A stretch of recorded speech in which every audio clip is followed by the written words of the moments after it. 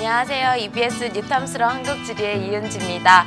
자, 벌써 44강인데요. 우리가 지난 시간 43강까지 했던 내용이 지리에서 중요하게 다뤄질 자연지리와 인문지리의 개념들을 거의 다 다룬 겁니다. 그럼 44강부터는 어떤 내용이냐면 사실 지리의 처음부터 다시 시작한다고 말씀드릴 수도 있는 그러한 내용인데요. 과거에 언니들이 공부했던 교육과정에서는 이 부분이 지리책의 가장 앞부분에 있었습니다. 자, 그렇기 때문에 지금부터 할 내용은 어떻게 보면 지리의 가장 기본적인 내용을 다시 공부하는 그런 느낌으로 공부를 해주시면 되겠고요. 그래서 어렵지는 않습니다. 자, 그 다음에 이제 우리가 앞에서 배웠던 여러 가지 자연지리와 인문지리의 개념들을 45강부터 그 다음에 50 몇 강까지 이어질 지역지리에서 다시 복습한다는 느낌으로 공부를 해주시면 됩니다. 그래서 아마 여러분들이 앞에서 배웠던 걸로 조합하는 느낌으로 공부를 하기 때문에 훨씬 더 개념이 다시 잡히게 되고 훨씬 더 재미있게 공부를 할 수 있는 부분이라고 선생님 생각을 해요. 자, 그러면 오늘 44강은 어떠한 내용을 공부를 할 거냐면, 자, 먼저 선생님이 하나의 그림을 보면서 여러분들과 오늘 배울 내용에 대해서 먼저 얘기를 해보고 공부를 해보겠습니다. 자, 지금 이 사진은요, 여러분들이 좋아하는 친구들도 있고 좋아하지 않을 친구들도 있을 것 같은데 순대입니다. 근데 이 순대를 먹을 때요, 어떤 지역에 사는 사람이냐에 따라서 혹은 어떤 지역의 출신이냐에 따라서 이 순대를 찍어 먹는 장이 종류가 달라요. 선생님도 처음에 선생님 고향이 서울이 아니기 때문에 처음에 서울에 와서 순대를 먹는데 뭔가 주시는 양념이 부족하다고 느꼈습니다. 그래서 아줌마한테 아줌마 막장 좀 주세요 라고 말씀을 드렸는데 그런 거 없어요 라고 말씀을 하시는 거예요. 그래서 왜 없지? 라고 생각을 했는데 서울 사람들은 이 순대를 먹을 때 막장이라는 양념에 찍어 먹지 않는다는 것을 나중에 알게 됐습니다. 오히려 서울 친구들은 그 순대를 막장에 찍어 먹는다는 것을 아주 이상하게 생각을 하더라고요. 그래서 이 어떠한 음식 문화 혹은 결혼 문화 혹은 제사 문화, 그래서 문화에 따라서 지역성이 우리가 여러 지역을 구분할 수 있는 아주 중요한 지표가 됩니다. 그래서 선생님이 방금 얘기했던 이런 문화에 따라서도 지역 구분이 되고요. 언어에 따라서도 지역 구분이 되고 여러 가지 지표에 따라서 우리가 지역을 구분할 수가 있는데, 여러분들 그 초등학교 때나 중학교 때 영어 시간에 외국인 친구들을 만났을 때 처음 나누는 대화 혹은 스크립트를 딱 봤을 때 제일 처음에는 친구들끼리 어떤 대화를 나눠요? 이름이 뭐니? 라고 물어보죠. 그리고 나서 대부분 두 번째 나오는 그 질문이 Where are you from? 그죠? 어디서 왔니? 라는 질문을 합니다. 그래서 지리에서 where이라는 질문은요, 아주 많은 것을 담고 있습니다. 그래서 이 where이라는 그런 그 질문을 통해서 그 사람에 대한 정보를 알고 싶은 거죠. 그 사람이 어디서 왔냐가 그 사람을 나타내주는 아주 중요한 정보가 되기 때문에 그러한 질문을 하는 겁니다. 그래서 이 지역에 대해서 알면요, 그 지역의 여러 가지 정보들을 우리가 한꺼번에 알 수 있다. 그래서 우리가 지역 구분을 하는 거고, 그 다음에 여러 가지 조건에 의해서 지역은 또 여러 그 기준에 따라서 나눌 수 있는, 그리고 스케일도 다양하게 우리가 나눌 수 있다라는 것을 우리가 이제부터 배울 겁니다. 그래서 먼저 우리가 지금 선생님이 계속 지역이라는 단어를 쓰고 있는데요. 그러면 지역이란 무엇인지부터 한번 알아보도록 하겠습니다. 자, 지금 이 동그라미 1번부터 3번까지가 선생님이 계속 얘기하고 있는 지역에 대한 개념입니다. 그래서 이거를 외우려고 들지 마시고요. 아마 시험 문제에서도 내신에서도 지역이 뭐냐고 물어보는 그러한 문제는 없을 겁니다. 그냥 단순히 여러분들이 이해만 하시면 되는 건데요. 이 지역은 지금 동그라미 2번 개념을 보고 선생님이 한번 설명해 보도록 하겠습니다. 먼저 장소인데요. 어떠한 장소냐면 뭔가 유사점이 있고 공통점이 있는 그런 장소들의 모임이에요. 그러니까 장소는 여러분들이 영어에서 찾아보면 place 혹은 spot이라고 적혀 있습니다. 특히 spot은 뭐예요? 어떠한 점으로 우리가 표현을 할 수 있는 건데, 이 지역은 뭐냐면 area예요. 그래서 뭐냐면 일정한 면적을 가지고 있죠. 점들이 모여서 면이 되듯이 장소들이 모여서 특히 공통적인 특성을 가지고 있는 장소들이 모여서 우리가 지역이라고 부를 수 있는 겁니다. 그래서 우리 공업지역 앞에서 배웠죠. 그야말로 뭐예요? 공업이라는 2차 산업 중에서 공업이라는 것이 특별하게 발달된 지역들을 묶어서 우리가 공업지역이라고 하는 거죠. 정말 서로 따로따로 봤을 때는 전혀 다른 장소이지만 이런 공업이라는 기준에서 봤을 때 공통점을 가지게 된다면 또 하나의 지역으로 묶일 수 있는 겁니다. 예를 들어서 우리 울산과 여수가 있어요. 울산하고 여수는요. 울산은 경상도 지역에 속한 지역이고 그 다음에 여수는 전라도 지역에 속한 지역이기 때문에 사용하는 방언이라든지 음식 문화라든지 이러한 부분에서는 공통점을 찾아보기가 힘듭니다. 하지만 공업 부분에서는 똑같이 석유화학이라는 공업이 아주 잘 발달돼 있는 지역으로서 우리가 공통점을 잡아낼 수가 있는 거죠. 자, 그러니까 어떤 느낌이냐면 선생님하고 전지현이 있어요. 전혀 공통점을 찾아볼 수가 없죠. 그래서 선생님하고 전지현은 어떻게 보면 서로 다른 장소라고 생각을 하시면 됩니다. 하지만 정말 굳이 공통점을 잡아보자면 뭐예요? 똑같이 여자라는 공통점을 잡아볼 수 있겠죠. 지금 선생님 말을 하면서도 막 얼굴이 울글하고 막 부끄러지는데 굳이 잡자면 여자라는 공통점이 있어요. 그래서 그렇게 여자라는 공통점에서 잡아낸 전지현과 선생님의 묶음은 하나의 지역이라고 설명할 수 있는 겁니다. 자, 그래서 선생님이 지금 이 지역을 설명하기 위해서는요. 뭐였어요? 각각의 장소가 가지는 특성을 잡아내야 하나의 지역으로 묶여질 수 있는 거였죠. 그래서 지역성이 바로 지역을 구분하는 기준이 되는 겁니다. 그래서 여기 자연환경으로 우리가 그 지역과 지역을 구별할 수도 있고요. 그 장소가 가지고 있는, 지역이 가지고 있는 인문환경, 그러니까 인문환경 중에서 특히 우리 언어라든지 그 지역의 문화라든지 뭐 경제적인 조건이라든지 그러한 것으로서 지역 구분이 되는 겁니다. 자, 그래서 우리가 지역을 앞으로 어떻게 구분하는지 큰 기준을 배울 거고요. 그런데 이런 지역은요, 특히 지역성은 고정되어 있는 게 아니라 변할 수 있습니다. 어떻게? 시간에 따라서 혹은 정부의 정책에 따라서도 바뀔 수 있죠. 우리 앞에서 공업지역에서 계속 울산 얘기를 하긴 하는데 울산은 과거에는 아주 작은 어촌마을이었습니다. 어촌이라는 1차 산업 중심의 그러한 기능을 가지고 있는 지역이었는데 정부의 정책이 그 울산이라는 지역을 중화공업단지로 우리가 발전을 시키려는 정책이 시행이 되면서 아주 우리나라 경제에 이끄는 아주 중요한 공업도시가 됐죠. 그런 식으로 변할 수 있고요. 또 어떻게 변할 수 있냐면 교통 조건에 따라서도 우리가 변할 수 있습니다. 그래서 여러 가지 조건에 의해서 지역성은 고정된 게 아니라 또 변할 수 있다는 것까지 정리하시고 가면 됩니다. 그래서 그냥 간단하게 이해를 해주시면 되고요. 그러면 오늘 지금 배울 주제 중에 가장 중요한 건 뭐냐면 이 지역은 어떻게 구분이 되는지 크게는 사실 두 종류고요. 또 우리가 또 세분화시키고 좀 더 덧붙이자면 4개의 지역으로 구분을 할 수가 있습니다. 우리 뉴탐스런 교재에도 4개의 지역으로 크게 구분이 되어 있는데 먼저 동질 지역으로 지역을 구분할 수가 있습니다. 혹은 이거를 등질 지역이라고 하는데 자, 동질 지역, 한자의 의미를 한번 분석을 해보면 같은 성질을 가지고 있는 지역입니다. 자, 그래서 이 지역 구분은 어떠한 기준에 따라서 했냐면요. 그야말로 동일한 지리 현상이 나타나는 공간 범위를 묶은 거예요. 그러니까 가령 이런 거죠. 똑같이 어떤 기준에 의해서 난대림이 분포하는 지역을 묶고요. 온대림이 분포하는 지역을 묶고 냉대림이 분포하는 지역을 묶은 겁니다. 그렇게 묶은 같은 성격이 나타나는 지역을 묶어서 우리가 구분을 한 게 바로 대표적인 식생의 구분, 식생 지역의 구분. 그래서 동질 지역의 대표적인 예가 되는데요. 그래서 예를 먼저 살펴보시면 기후 지역 구분도 바로 등질 지역 구분이 됩니다. 열대기후, 온대기후, 그 다음에 방금 식생 혹은 농업 지역의 구분, 밭농사 지역인지 논농사 지역인지 혹은 언어 지역.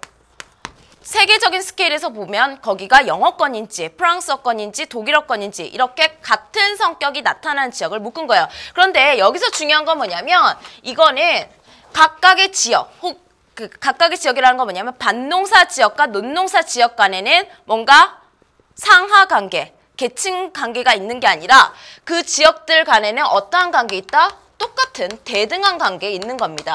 그러니까 열대기후와 온대기후는 뭔가 계층을 나누는 그런 지역 구분은 아니에요. 똑같은 대등한 관계에 있고 단지 뭐에 따라서 서로 다른 성격에 따라서 나뉜 겁니다. 그래서 여기서 포인트는 뭐냐면 좀 이따가 배울 기능지역과 달리 이거는 중심지를 설정할 수 없는 거예요. 여러분, 열대규의 중심지 어디라고 설정할 수 있겠어요? 설정할 수 없죠. 온대규의 시작점, 중심지 설정할 수 없습니다. 우리나라 논농사 지역의 중심지 설정할 수 없죠. 경상도 방언의 중심지 대답할 수 없습니다. 단지 그러한 특성을 가지는 지역을 우리가 뭐 색칠을 했다, 빗금을 쳤다 그러한 느낌으로 구분을 한 거고요. 두 번째는 뭐냐면 기능지역 구분입니다. 자, 동질지역하고 비교를 잘 해주셔야 되는데 이 기능지역은 뭐냐면 어떠한 기능이 영향을 미치는 범위를 우리가 기능지역으로 하나의 기능지역으로 묶어볼 수가 있습니다. 그러면 어떠한 기능이 영향을 미친다는 의미에서 그러면 어떠한 기능을 제공하는 중심지가 있겠죠. 그리고 그 중심지의 기능을 제공받는 배우지가 있을 겁니다. 자, 그렇기 때문에 지금 가장 크게 구별이 되는 거는 뭐냐면 기능지역을 설명하기 위해서는 반드시 뭐가 설정이 되어 있어야지 설명이 가능하다? 중심지가 있어야지만 설명이 가능한 겁니다. 예를 보시면 더 쉬운데요. 우리 가령 상권이요, 상권. 어떤 백화점의 상권을 우리가 설명을 할 건데 그러면 그 백화점에서 팔리는 물건이 어디까지 팔리냐? 센터가 있어야지 설명이 되는 거죠. 혹은 우리 학교에 통학을 하는 학생들의 통학권. 당연히 우리 학교가 중심이 되면서 설명이 되는 겁니다. 나중에 여러분들 직장에 취업을 해서 다니는 회사의 통근권. 마찬가지로 센터가 있는 거예요. 센터가 회사죠. 자, 그런 식으로 이 기능지역의 핵심은 바로 뭐냐면 중심지가 있다는 거. 그래서 이 기능지역은요. 우리가 지금 우리가 앞에서 배웠던 서비스 지역과 거의 또 관련성이 있는데 이 중심지와 배우지가 미치는 범위, 재화의 도달 범위로 우리가 그 경계를 설정할 수 있겠죠. 그래서 뭐에 영향을 많이 받는다? 교통의 발달에 영향을 받으면서 변화하는 게 바로 동질지역보다는 기능지역에서 더 그 특성을 찾아볼 수가 있습니다. 자, 그런데 우리가 이렇게 인위적으로 구별을 하지만 지역이라는 거는 그야말로 인간이 어떠한 기준에 의해서 구별을 한 겁니다. 그래서 딱 떨어지는 지역은 없어요. 그야말로 논농사 지역이었다가 바로 밭농사 지역으로 바로 넘어가는 지역이 없습니다. 언어도 마찬가지예요. 유럽에 가보면 여기까지는 프랑스어권, 여기까지는 독일어권 이렇게 구별할 수도 있지만 어떻게 보면 정확하게 칼로 자른 듯이 지역이 구분되는 곳은 세상에 어느 곳도 없다고 볼 수가 있습니다. 그래서 어떠한 또 개념도 알고 있어야 되냐면 바로 점이지대라는 개념이 나오는데 점이지역이라고도 하는데 그림으로 설명하면 더 쉬워요. 자, 우리 그 수학에서 A집합이 있고 B집합이 있죠. 그리고 A와 B의 모든 성격을 가지고 있는 무슨 A와 B의 교집합 부분이 있습니다. 즉, 밭농사 지역이 있고요. 논농사 지역이 있는데 이 교집합 부분은 어떠한 의미를 가지고 있다? 즉, 밭농사와 논농사가 모두 이루어지는 지역이라고 설명할 수 있겠죠. 자, 그래서 점이지역은요. 우리가 우리 교재에도 있지만 화개장터가 대표적인 언어의 점이지대라고 볼 수 있습니다. 문화의 점이지역인데 우리 화개장터의 그 가사를 보더라도 전라도와 경상도를 가로지르는 이라는 가사가 첫 줄에 나오죠. 그야말로 전라도 문화권과 경상도 문화권의 한가운데 있으면서 거기서 사용하는 언어, 방언도 아주 뒤섞여서 나오는 그러한 지역입니다. 그래서 우리나라에서는 화개장터를 대표적인 점이지역의 예로 나오는 거고요. 그 다음에 선생님이 그 스위스라는 지역에 갔을 때 과자를 하나 샀습니다. 근데 과자의 이제 뒤에 설명을 보는데 정말 복잡하게 여러 가지 언어로 써 있는 거예요. 알고 보니까 스위스는 기본적으로 공용어만 4가지였어요. 뭐 프랑스어, 독일어, 이탈리아어, 그 다음에 뭐 영어, 뭐 블라블라 더 여러 가지 언어를 한꺼번에 사용하고 있는 지역이었는데 스위스는 지리적으로 이탈리아, 프랑스, 독일 뭐 이런 국가들 사이에 있는 그러한 지역이기 때문에 이 언어적인 특성도 아주 점이 지역의 특성을 잘 반영하고 있는 지역이었습니다. 그래서 간단하게 점이 지역은 뭐다? 여러 가지 특성이 한꺼번에 나타나는, 뒤섞여서 나타나는 그러한 지역이라고 여러분들이 이해를 하시면 되겠고요. 네 번째로 나오는 그 토착 지역, 인지 지역이라는 거는 사실 어려운 개념은 아니고 사람들이 인식하는 시간에 따라서 시대에 따라서 사람들이 인식하는 어떤 지역의 범위가 머릿속에 인지되고 있는 범위를 우리가 인지지역이라고 하는데 그 인지지역은 시간에 따라서 혹은 사람들에 따라서 다 다르게 나타난다. 그 정도만 이해를 하시면 됩니다. 그래서 이 동질지역, 기능지역, 점유지역을 여러분들이 잘 구분을 해주시면 좋겠고요. 마지막으로 여러분들이 기억을 해주셔야 될 건 뭐냐면 이 점유지역에서 그러면 이 교집합이 나타나는 거는 동질지역에서만 나타나냐 혹은 기능지역에서만 나타나냐 이런 거를 또 물어보는데 둘 다 틀렸고요. 둘 다 어떻게 되냐면 이 점유지역은 동질지역이든 기능지역이든 모두 나타날 수 있다라는 거를 알고 계셔야 됩니다. 자, 그래서 그러한 내용을 선생님이 지금부터 여러 가지 자료로 한번 보도록 할 건데 점유지역은 동질지역이든 기능지역이든 모두 나타난다. 자, 이걸 머릿속에 넣고 지금부터 자료를 보면서 정리해 보도록 하겠습니다. 자, 이 첫 번째 자료 두 가지는요. 어떠한 지역과 어떠한 지역을 구별해 놓은 서로 다른 그림이냐면 지금 왼쪽은 그야말로 뭐예요? 과수원 농사를 짓는 지역이 지금 기호로 표시되어 있고 밭농사, 논농사 이렇게 토지 이용에 따라서 지역을 구별해 놓았습니다. 서로 어때요? 계층 관계가 없는 대등한 관계에 있으면서 똑같은 성격이 나타나는 토지 이용을 묶은 거죠. 자, 그래서 이거는 대표적인 등질지역 구분 방식을 표현한 거고요. 지금 이거는 뭐냐면 서울이라는 도시를 중심으로 통근하고 있는 통근권을 표시한 겁니다. 그래서 이 통근권 어떠한 중심지가 있어야 설명되는 그러한 예죠. 자, 그래서 이거는 기능지역의 대표적인 예라는 거 알아두시면 되겠죠. 자, 그 다음에 이거는 뭐냐면 우리 뉴탐스러운 교재에도 있기는 한데 지금 이 지역에 보시면 뭐라고 돼 있냐면 등어 지역이라고 표시되어 있는 부분이 있습니다. 그러면 같은 언어가 나타나는 건데 이 등어 지역을 선생님이 조금 다르게 표현을 하면요. 지금 남부 방언 지역과 북부 방언 지역 있죠. 근데 이 등어 지역은 그야말로 어떠한 지역이겠습니까? 남부 방언권과 북부 방언이 뒤섞여서 나타나는 그러한 지역. 방금 뭐라고 했냐면 뒤섞여서 나타난댔죠. 대표적인 점이 지역의 예라고 보시면 됩니다. 자, 근데 이 언어, 방언이라는 건요. 마찬가지로 중심지를 설정할 수 없는 대등한 관계에서 설명되고 있는 등질 지역의 구분이라는 것도 읽어낼 수 있겠죠. 자, 그래서 이 지금 선생님이 보여드리고 있는 자료는 등질 지역에서 나타나는 점이지대의 대표적인 예입니다. 근데 이게 과거에 좀 오래된 문제긴 한데 과거에 한번 모의고사에서 나온 적이 있어요. 어떻게 나왔냐면 지금 동쪽 지역과 서쪽 지역의 등어 지역의 면적, 범위가 다르죠. 서쪽은 훨씬 등어 지역이 넓게 나타나고요. 동쪽은 아주 좁게 나타나고 있습니다. 그때 정답이 뭐였냐면 각각의 동쪽과 서쪽에 뭐가 다르기 때문에 지형 조건이 다르기 때문이에요. 동쪽은 무슨 지형이 많고 산지 지형이 많죠. 그죠? 우리나라 동고서저 지형이고 여기가 강원도 지역을 지금 표시하고 있다 보니까 산지 지형이 많은 지역이라는 걸 알 수가 있고 서쪽은요. 그야말로 평야 지역이 많습니다. 그럼으로써 어떤 것에 영향을 미쳤냐면 교류의 정도에 영향을 미친 거예요. 그러니까 이 평야 지역은 그야말로 어때요? 교통도 발달돼 있고 편리하다 보니까 사람들 간의 교류가 활발했겠죠.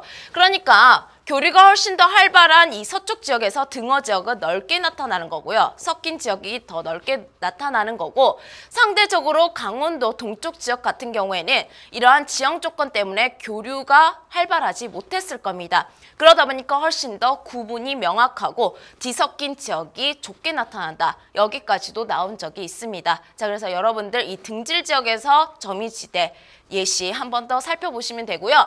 그 다음에 이거는 뭐냐면 기능지역에서도 나타날 수 있는 점유지역의 예입니다.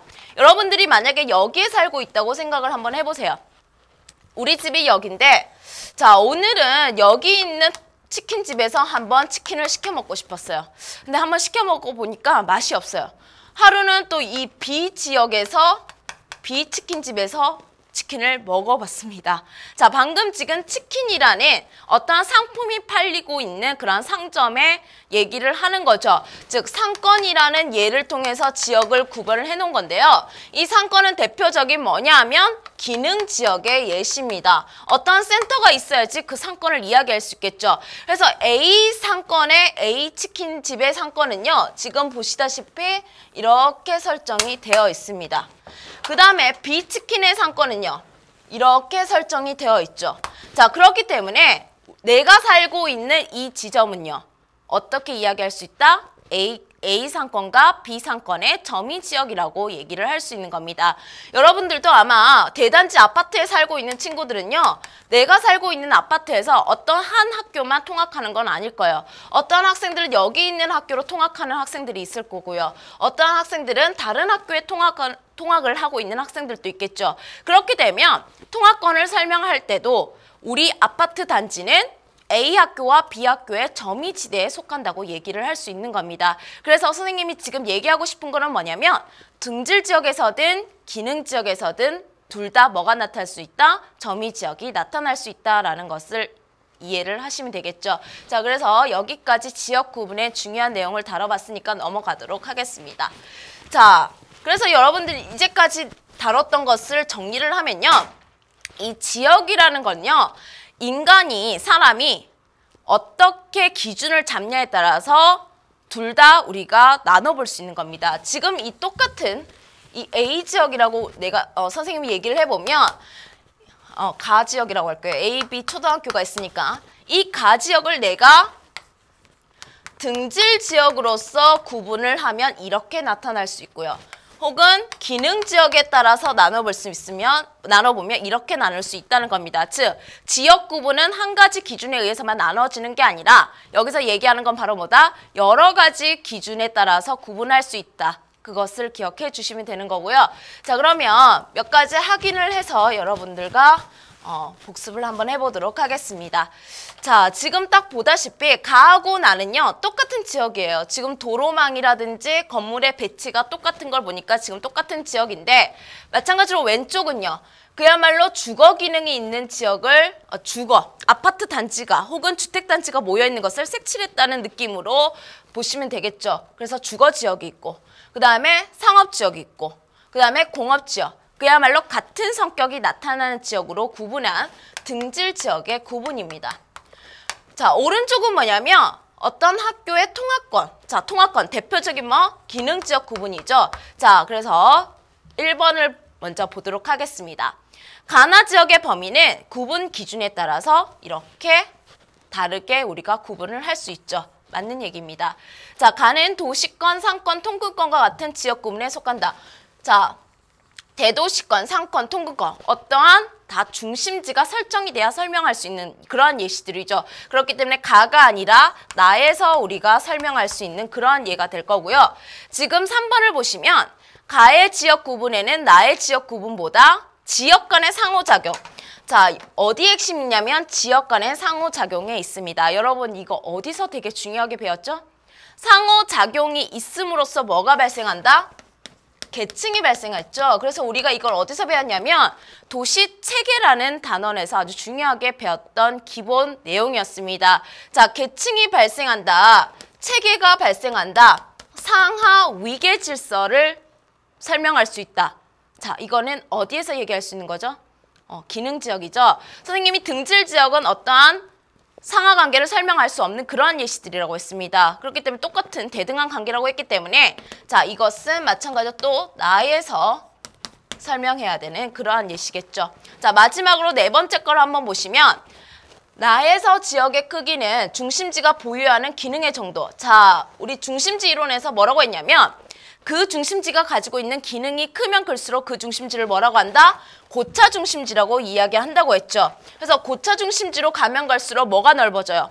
재화의 도달 범위도 넓어지고 그 재화의 도달 범위가 미치는 범위, 면적, 중심지로부터 재화의 도달 범위까지의 면적, 우리가 배우지라고 했죠. 그 배우지의 범위까지도 함께 넓어지는 겁니다. 자, 그렇기 때문에 선생님이 지금 설명하고 있는 것은 다 어디서 설명될 수 있다? 마찬가지로 기능 지역에 대한 설명이죠. 자, 그래서 이거는 제대로 이야기한 문장입니다. 그래서 선생님이랑 다 정리를 했기 때문에 우리가 이걸 빠르게 스스로 풀어보기 1번에서 한번 확인을 해보도록 하겠습니다. 자, 스스로 풀어보기 1번도 방금 다뤘던 내용들과 거의 관련성이 아주 깊은데요. 자, 지금 조사 대상 지역에 지금 지도가 나와 있고요. 전자지도 같은 지도가 나와 있고 그거를 가와 같은 방법으로 혹은 나와 같은 방법으로 구분한 그런 그림이 나와 있는 것 같습니다. 자, 일단 가를 보니까 예시가 뭐예요? 상권이죠? 자, 이걸 통해서 아, 가는 기능지역 구분이구나. 나는요, 여기 있는 이러한 특징이 나타나고 있는 지역을 색깔로 구분을 해놨네요. 똑같은 성질이 나타나는 지역으로 구분을 해놓은 겁니다. 그야말로 동질지역, 등질지역 구분이라는 것을 알 수가 있습니다. 자, 그러면 기억, 가는 지리적 현상이 동일하게 분포하는 지역이다. 정확하게 동질지역의 정의이기 때문에 이거는 해당하지 않겠죠. 자, 니은을 보면 가의 니은은 점이지대로. 자, 가의 니은은 점이지대 맞나요? 맞죠? 자, 기역과 디귿 사이에, 즉 A와 B 상권 사이에 나타나는 점이지대 맞습니다. 두 지역의 특징이 모두 나타난다. 맞죠? 자, 여러분들 그 어머니가 가끔 이제 L마트든 H마트든 전단지가 와요. 그래서 하루는 여기서 이벤트를 하면 L마트도 갔다가, 하루는 여기서 이벤트를 하면 H마트도 갔다가 이러시죠. 그러니까 우리 집은 그 마트, 각각의 마트에서 어디에 속한다고 얘기할 수 있죠? 각각의 마트가 둘 다 상권에 영향을 미치는 상권의 점이지대라고 얘기를 할 수가 있는 겁니다. 자, 그래서 지금 니은은 그러한 예로 여러분들이 이해를 하시면 되겠고요. 자, 디귿을 볼게요. 나는 중심지의 기능이 미치는 범위를 나타낸다. 자, 이거는 그야말로 기능이라는 단어가 나왔고 기능이 미치는 범위는 기능지역입니다. 그래서 틀렸습니다.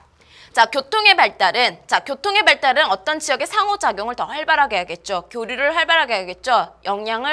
영향권을 더 넓게 만들 겁니다. 그래서 나보다 가 지역의 경계 변화에 더 많은 영향을 미친다. 자, 그래서 선생님하고 니은하고 리을이 정답인 거 확인했습니다. 정답 4번 하고 넘어가도록 할게요. 자, 기본 문제 1번은요. 지금 이제까지 배웠던 내용을 이렇게 문장으로 하나의 글로 쫙 정리를 하고 있는데 지리적 특성이 다른 곳과 구별되는 지표의 일정한 범위를 지역이라고 합니다. 각 지역은 다른 지역과 구분되는 그 지역의 독특한 특성인 지역성을 가지고 있는데 지역성은 이러한 요소들에 따라서 변화한다고 되어 있습니다. 자, 지역은 또 우리가 다양한 방법으로 구분할 수 있다 그랬죠. 한 가지 방법만 있는 것은 아니죠. 그 다음에 지역마다 다양하게 나타나는 주민생활 혹은 상호 의존성까지도 우리가 지역성을 통해서 이해를 할 수 있다는 그런 내용인데요. 자, 지역은요. 한 지역 내에는 여러 개의 다른 작은 지역이 포함될 수 있다. 그렇죠. 그러니까 넓게 봤을 때 만약에 남부 지역이라는 아주 큰 스케일인데 남부 지역 안에서도 영남권이 있고 호남권이 있습니다. 또 영남권 안에서도 또 여러 기준에 따라서 우리가 또 여러 또 소규모 지역으로 나눠볼 수가 있겠죠. 그래서 지역의 스케일은요 아주 다양합니다. 그래서 우리나라 전체를 이렇게 뭐 남부, 북부로 나눌 수 있지만 아주 큰 스케일, 세계적인 스케일에서는 한국도 중국, 일본하고 묶어서 아시아 지역, 동북아시아 지역 이런 스케일로도 묶일 수 있기 때문에 지역의 스케일은 다양하다라는 거 이해를 해주시면 되겠고요. 그 다음에 니은은요. 자연환경과 인문환경이 모두 결합되어 형성되는 게 바로 지역성 맞죠? 자, 지역 간의 교류가 증가할수록 지역성이 강화된다. 자, 여기를 한번 잘 보시면 여러분들 우리 아주 큰 스케일에서 지금 세계는 하나의 흐름에서 지금 그 세계가 지금 경제든 문화든 흘러가고 있는데 이러한 거대한 흐름을 우리가 뭐라고 하냐면 세계화라고 합니다. 그럼으로써 이 각각이 가지고 있던 국가의 그 독특한 성격이라든지 지방의 성격이라든지 이러한 고유 문화가 어떻게 되고 있어요? 사라지고 있다는 그러한 내용을 여러분들이 아마 많이 접했을 건데 이렇게 교류가 활발하게 되면요. 기존에 가지고 있던 지역의 독특한 문화는 사라질 가능성이 높습니다. 자, 리을은요. 그렇죠. 여러 다양한 방법으로 혹은 규모로 나눠볼 수가 있고요. 자, 미음은요. 상호 의존성은 그야말로 기능 지역에서 좀 더 잘 설명할 수 있는 그런 내용입니다. 그래서 3번 이게 틀린 거 체크하고 넘어가도록 할게요. 자, 기본 문제 2번은요. 자, 가는 중심지와 가가 뭐냐면 지금 이거는 같은 성격으로 묶은 거기 때문에 등질. 그 다음에 나는 기능지역이라는 거 쉽게 알 수가 있습니다. 자, 중심지와 배후지로 구성된 거는 기능지역의 정확한 설명이고요. 문화권. 이슬람 문화권, 유럽 문화권, 아시아 문화권 이런 거는 계층이 없는, 위계성이 없는 거기 때문에 등질 지역이죠. 그래서 이거는 가에 대한 설명입니다. 가는 나보다 장소들 간의 기능적, 자 기능적, 기능이죠. 이거는 나에 대한 설명이죠. 나는 가보다 교통발달, 마찬가지죠. 교통발달은 기능지역에 영향을 많이 받기 때문에 정답은 4번 이렇게 넘어가시면 되겠네요. 점이지대는 가에는 나타나지만 나에는 나타나지 않는다. 선생님이 이거 조심하라 했죠? 점이지대는 등질지역이든 기능지역이든 모두 나타날 수 있는 그러한 지대입니다. 그래서 정리하고 넘어가도록 할게요. 자, 기본 문제 3번은 선생님이 잠깐 아주 간단히 설명하고 갔는데 그냥 아마 시험에 문제 나올 가능성은 아주 낮습니다. 자, 소속감 혹은 지역 주민의 사이에서는 비교적 정확한 의미를 가지고 있다. 자, 지역 주민을 우리가 뭐라고 하냐면 토착민이라고 하죠. 그래서 거기 살고 있는 사람들끼리 공유하고 있는 그러한 지역 범위. 그래서 우리가 뭐라고 한다? 토착 지역. 그래서 혹은 인지 지역이라고 한다는 거 정리하고 넘어가도록 할게요. 자, 기본 문제 4번은요. 지금까지 했던 내용을 한꺼번에 그림으로 표현하고 있는데 자, 이 그림을 보시면 지금 핵심 지역과 주변 지역이 있습니다. 등질 지역도 마찬가지예요. 좀 더 그 등질 지역에서 뚜렷한 특징이 나타나는 핵심 지역이 있고 좀 더 그 특징이 약화된 주변 지역이 있습니다. 하지만 여기서 핵심 지역하고 주변 지역은 등질 지역에서도 얘기할 수 있기 때문에 중심지와 배후지로 일반화시켜서 이해를 하시면 안 돼요. 여기서 얘기하는 거는 좀 더 뚜렷한 특징과 덜 뚜렷한 특징입니다. 자, 그래서 이 그림은 지금 등질 지역과 기능 지역을 모두 설명할 수 있는 그림이기 때문에 조금 조심하셔야 되고요. 일단 한번 보도록 하겠습니다. 이 주제는 이 문제의 핵심 뭐냐면 A 지역만을 묻고 있어요. 자, A 지역을 한번 보시면 그야말로 두 지역의 성격이 모두 나타나는 점이지대에 대한 설명입니다. 자, 기억. 교통통신의 발달로 범위가 축소되고 있다. 선생님 뭐라 했어요? 이렇게 교통통신의 발달이 되면 교류가 활발해진다고 했죠. 그래서 그 범위, 공유되는 혹은 성격이 뒤섞인 범위가 훨씬 더 넓게 나타날 것이다. 그래서 이거는 틀린 설명이고요. 문화권, 언어권에서 이런 점이지대의 특성을 잘 찾아볼 수 있다라고 말씀을 드렸습니다. 자, 그래서 맞죠? 자, 오늘날의 행정구역 구분에 직접적인 영향을 주었다. 이거는 아닙니다. 오늘날의 행정구역은 뭔가 그야말로 다른 행정적인 기준에 따라서 나뉘어진 거기 때문에 이런 점이지대가 행정구역에 직접적인 영향을 미쳤다고 얘기를 할 수 없습니다. 자, 산맥이 발달한 지역보다 평야지역에서 넓게 발달한다. 이거는 앞에서 선생님이 등어지대 얘기하면서 말씀을 드렸죠.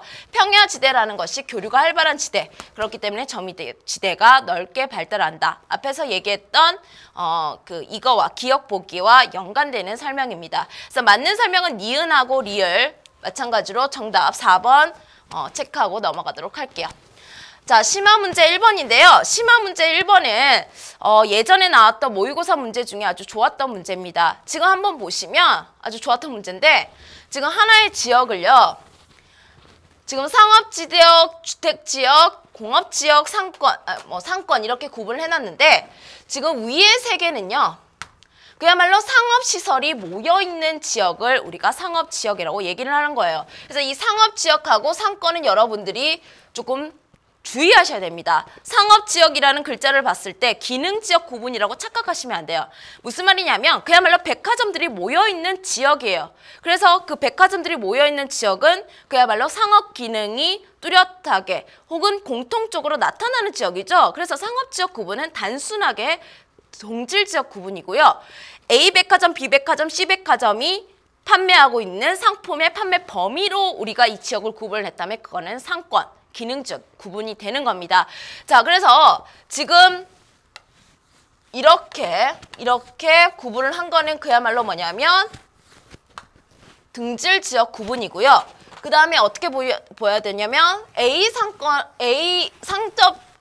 상권 이만큼이죠. 그 다음에 상점 B의 상권은 이렇게 보셔야 되는 겁니다. C는 이렇게 봐야 되는 거죠. 자, 그래서 일단 문제를 풀면서 좀 더 느낌을 찾아보면 되는데 가는 상점 B의 상권에 포함된다. 천천히 한번 찾아보시면 됩니다. 자, 지금 가를 보면 가가 여기에 속하는데 가는 어디에 속하는 지역이죠. 상점 C의 상권에 포함되는 지역이죠. 그래서 틀렸고요. 하나의 기능 지역 내에서는 모든 특징이 동일하다. 자, 이게 하나의 기능 지역입니다. 상점 A라는 상권이라는 기능 지역 안에 뭐예요? 상업 지역도 있고 주거 지역도 있고 공업 지역도 있죠. 자, 그렇기 때문에 모든 특징이 동일한 게 아니라 여러 가지 성격의 지역들이 나타나고 있다는 걸 알 수 있습니다. 상업 지역은 중심 지역, 주변 지역의 기능적 결합으로 형성된 기능 지역이다. 선생님이 이거 조심하라 했죠. 이거는 상권이 아니라 그야말로 상업 지역입니다. 등질 지역에 대한 설명이 나와야 되는데 그야말로 뭐 상업 지역은 상업 기능이 밀집된 지역을 묶은 지역의 구분이다. 뭐 이러한 설명이 나오면 맞겠죠. 그런데 뒤에 문장은요. 어떠한 설명이냐면 기능 지역에 대한 설명입니다. 그렇기 때문에 틀린 보기라는 거 3번 보기를 좀 주의해서 보셔야 되고요. 자, 4번은요. 상점 A의 C의 상권은 A부터 C의 상권은 각 상점의 중심 기능이 미치는 공간적 범위를 나타낸 것이다. 자, 상권은 중심 기능이 미치는 공간적 범위, 기능 지역에 대한 예시 맞죠? 그래서 정답은 4번이고요. 자, 5번까지 확인해 보도록 하겠습니다. 공업지역의 범위는 지역 내 동질성보다 지역 간 상호작용. 아니죠. 공업지역 그 자체도 뭐냐면 공업 혹은 공장이 모여있는 그러한 지역을 우리가 그냥 단순히 묶은 겁니다. 그래서 기능으로 설명한 거는 아니죠. 자, 그래서 이거는 틀린 설명이다. 정답은 4번 이렇게 넘어가시면 됩니다. 그래서 상업지역이라는 단어와 상권을 조금 주의하셔서 보셔야 되는 문제라는 거 알아두시면 될 것 같아요. 자, 심화 문제 2번은요. 선생님이 앞에서 얘기했던 언어의 점이지대 혹은 문화의 점이지대 대표적인 예인 화개장터입니다. 자, 일단 나와 있는 그림, 지도와 그 다음에 가사 등등을 보면서 선생님이 한번 보도록 할 건데요. 자, 화개장터는 행정구역상 전라남도에 위치할 것이다. 자, 이걸 딱 봤을 때 정확하게 구분이 안 되는 사람도 있을 것 같지만 화개장터는 경상도와 전라도 사이에는 있지만 엄격하게는 경상남도 하동에 속하고 있는 지역입니다. 일단 약간은 여러분들이 처음에 접근할 때는 어려울 수 있지만 일단은 틀린 설명이고요. 화개장터는 점이지대로 독특한 지역성이 없을 것이다. 어떻게 보면 이런 점이지대라는 것이 그 지역의 지역성으로 설명될 수 있는 겁니다. 전라도와 경상도의 지역성이 성격이 둘 다 나타난다. 그게 바로 화개장터의 성격이죠. 자, 그렇기 때문에 지역성이 없다라고 설명하시면 안 돼요.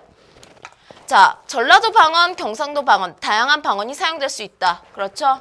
첫 번째 가사에서도 여러분들이 느낄 수가 있습니다. 자, 화개장터의 중심 기능은 하동과 구례까지 영향을 줄 것이다. 자, 여기서도 마찬가지, 그죠? 세 번째 가사에서 우리가 이거를 유추해 볼 수 있습니다. 정답은 5번이고요. 5번. 자, 여기까지 우리가 앞에서 배웠던 지역과 지역 구분, 유형에 대해서 문제풀이까지 한번 확인해 본 겁니다.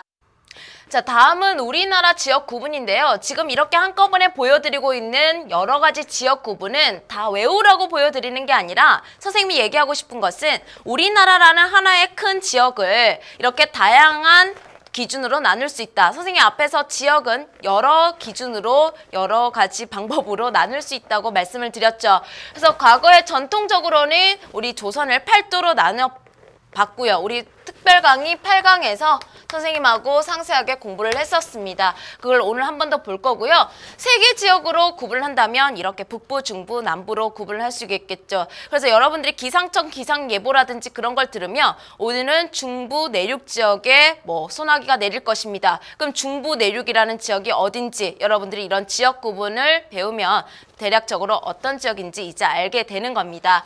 자, 그 다음에 5개, 7개, 17개까지도 나눌 수가 있는데 지금 5개, 7개 지역 구분은 거의 시험 문제에서 다루는 지역 구분은 아니에요. 하지만 17개 지역 구분은 여러분들이 인문지리 통계 자료 같은 것을 해석을 할 때 도움이 되는 지역 구분이기 때문에 알아두실 필요성이 좀 있습니다.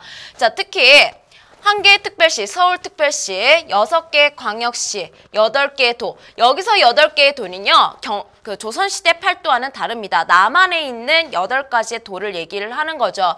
그 다음에 1개 특별자치도, 제주특별자치도 아셔야 되고요. 그 다음에 1개 특별자치시, 세종특별자치시를 알고 계셔야 되는데 올해 수능을 치는 학생들까지는요. 여기까지만 알고 계셔도 돼요. 왜냐하면 세종특별자치시는 2012년에 출범을 했죠. 그렇기 때문에 인문지리에 나오는 통계 자료에는 이 세종특별자치시의 통계 자료가 아직 나오지 않았습니다. 인구 통계라든지 여러 가지 통계가 앞에 기존에 다뤘던 이런 16개 광역자치단체와 섞여서 나올 자료는 있을 거라고 선생님이 생각을 하지 않기 때문에 여러분들은 인문지를 할 때는 이 16개 광역자치단체가 아마 계속 나올 겁니다. 하지만 2012년에 출범한 세종특별자치시의 위치 정도는 여러분들이 꼭 알고 계셔야 됩니다. 대전광역시 바로 위에 있죠. 자, 그렇기 때문에 이제는 몇 개다? 이제는 17개 자치단체가 있다라는 거 알고 계시면 되는 겁니다.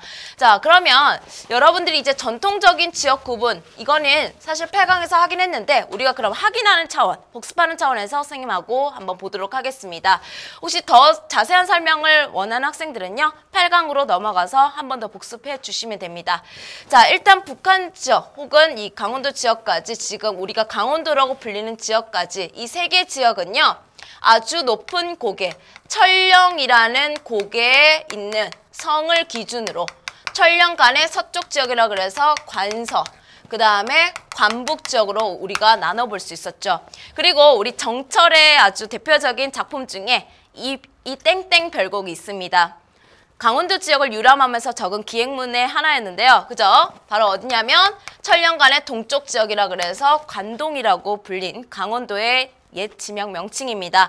자, 그 다음에 이제 이거는 뭐냐면 우리 지금 서울 수도, 서울 경자의 주변 기자, 경기 지역이고요. 그 다음에 이 지역은 지금 현재 충청남도와 북도를 아우르는 지역인데 과거에는 어떻게 불렸냐면 의림지라는 호수의 왼쪽에 있다 그래서 호서지방이라고 불렸던 지역입니다. 혹은 호강이라고 불렸던, 금강의 옛날 이름이 호강인데 그 지역의 서쪽에 해당한다고 해서 호서라고도 불렸습니다. 그 다음에 이 지역은 뭐냐면 마찬가지로 금강의 옛날 이름, 호강의 남쪽 지역이라 그래서 호남 지역이라고 불리는 지금 현재 전라남도와 전라북도에 해당하는 지역이죠. 자, 그 다음에 마지막에 어디냐면 지금 이 아주 높은 고개에 해당하는 소백산맥에 있는 고개 중에 하나인데요. 조령이라는 고개가 있습니다. 새도 시어 넘어갈 정도로 아주 높은 고개라 그래서 붙여진 이름인데 이 조령 아래쪽 지역을 우리가 고개 영자, 조령의 영자를 써서 영남 지역이라고 하는 거죠. 그래서 이 호남하고 영남은요, 여러분들이 이제 인문지리에서도 제목으로서도 계속 사용하고 있는 지역이기 때문에 여러분들이 잘 알고 있어야 되는 지역 구분이고요. 자, 지금 현재 잘 알고 있어야 되고 지금 현재 불려지고 있는 행정구역 명칭도 함께 알아두셔야 될 것 같습니다. 자, 관북 지역은 우리나라에서 가장 추운 지역으로서 우리 가옥구조에서 정주간이라는 아주 독특한 가옥 구조가 나타나는 아주 추운 지역 중에 하나였죠. 지금 어디에 해당하냐면 북한의 함경도 지역을 얘기하는 겁니다. 관서는요, 평안도 지역이죠. 그죠? 평안도. 그 다음에 해서 지방은 잘 나오지는 않는데 여기가 황해도 지역입니다. 황해도. 자, 그 다음에 경기는 그대로 경기라고 불리고 있고요. 관동은요, 강원도인데요. 이 강원도는 사실 이 관동 지역을 이 동쪽에 거의 붙어서 통과하고 있는 태백산맥에 의해서 한 번 더 나뉘어진다는 것까지도 알고 계셔야 됩니다. 태백산맥의 오른쪽 지역, 영동 지역으로 나뉘고요. 왼쪽 서쪽 지역을 영서로 나뉜다는 것도 알아두셔야 되죠. 그래서 넓게는 이 강원도 서쪽과 경기 지역까지 다 아울러서 영서라고 불린다는 것까지도 참고로 알아두셨으면 좋겠습니다.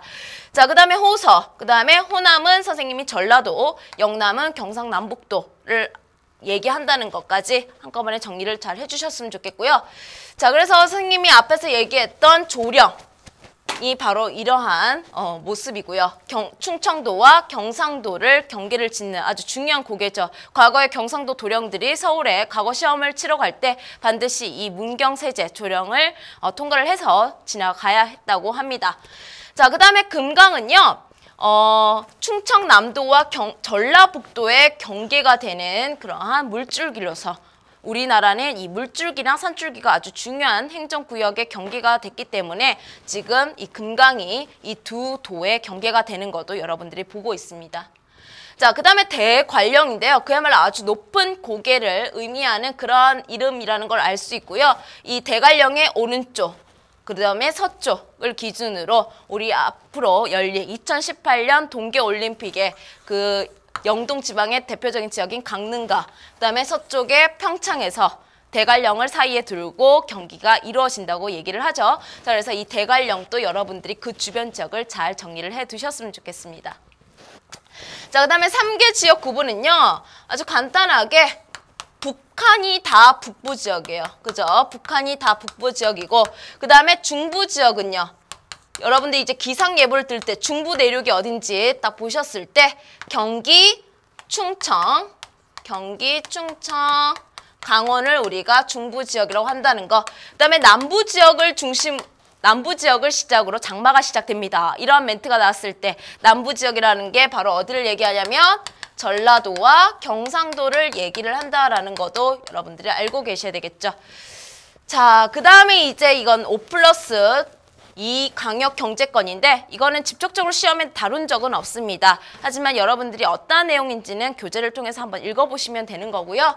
그 다음에 17개 광역자치단체 이거는 여러분들이 좀 알고 계셔야 됩니다. 앞에 선생님이 정리를 해드렸죠. 그래서 이거는 여러분들도 스스로 한번 체계를 적어가면서 정리를 해보셨으면 좋겠고요. 그러면 이러한 내용을 바탕으로 몇 가지 문제를 풀어보면서 확인해 보도록 하겠습니다. 자, 기본 문제 5번인데요. 자, 우리나라 전통적인 지역 구분입니다. 전통적인. 자, A를 기준으로 영동과 영서를 구분했다. 자, 영동과 영서의 구분은요. 대관령이었죠. 어디에 있는? 태백산맥에 있는. 자, 그렇기 때문에 A가 될 수는 없습니다. 태백산맥에 위치하고 있는 어떠한 포인트가 돼야 되겠죠. 자, 농업의 특성에 따른 지역 구분 방법이다. 전혀 관련성이 없습니다. 영남의 영은 조령을 가르친다. 맞죠? 선생님이랑 앞에서 방금 배웠던 내용이었고요. 그 다음에 4번 한강을 기준으로 호남과 호서를 구분했다. 이 호자가 호강의 호자였습니다. 마찬가지로 호강은 선생님이 지금 현재 금강을 의미한다고 했죠. 그래서 이거 틀렸고 함경산맥을 기준으로 관서와 관동 관서하고 관동은요. 이 관자의 포인트가 있습니다. 뭐? 천륜관. 아주 그 북한에 있는 아주 높은 고개를 의미한다고 했죠. 자, 그렇기 때문에 이것도 틀렸죠.